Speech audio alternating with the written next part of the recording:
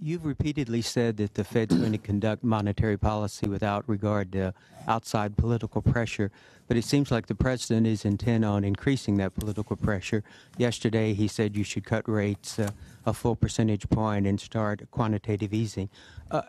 What do those comments do in terms of affecting how you pursue policy and how you convey your decisions to the public? Yeah, so as you know, we are a non-political institution, and that means we don't think about short-term political considerations, we don't discuss them, and we don't consider them in making our decisions one way or the other. And what we're always solving for in our process, in our work, is to carry out our mission, which is to extend the economic expansion, keep the labor market strong, and get inflation around 2%.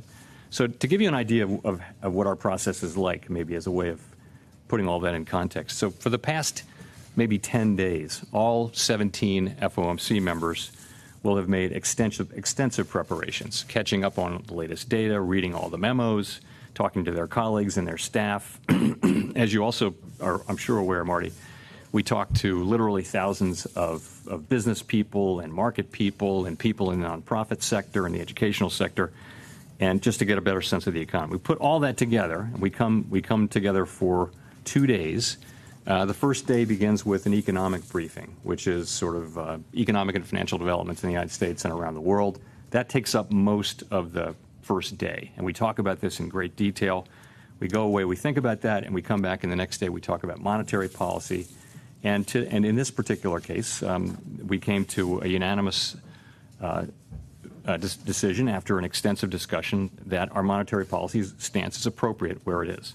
And we think our monetary policy stance is in a good place, and we're going to be patient as we consider adjustments.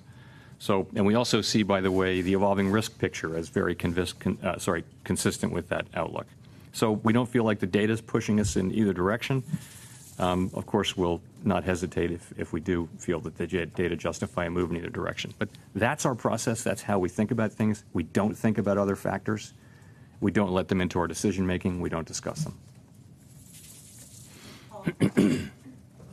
Paul Kiernan from Dow Jones Newswires.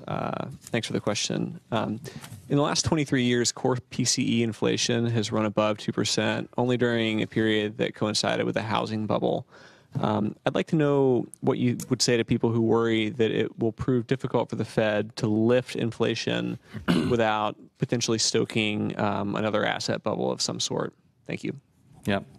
So, I mean, you're pointing to the fact that in recent years, inflation has moved down and down, and really many major central banks have struggled to reach their inflation goals from below.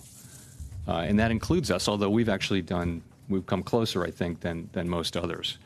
And it's just a question, I think, of demographic and other large and in some cases global forces that are disinflationary to some extent. And it creates significant challenges. One, I would say, is it means that interest rates will be lower, will be closer to the effective lower bound more of the time, because that means lower interest rates. And that's one of the reasons we're having a review of our monetary policy strategies, tools, and communications this year, is to think about that problem. You mentioned the connection to financial stability of lower for longer rates, and that is another challenge. As I mentioned earlier, we do consider financial stability concerns to the extent they threaten achievement of our goals, but we also view, and I do take the view that macroprudential and supervisory tools, regulatory tools, things like the stress tests that we can do right through the cycle, those are really the best defense against financial instability, so that the financial system is highly resilient to the kinds of financial shocks that can happen.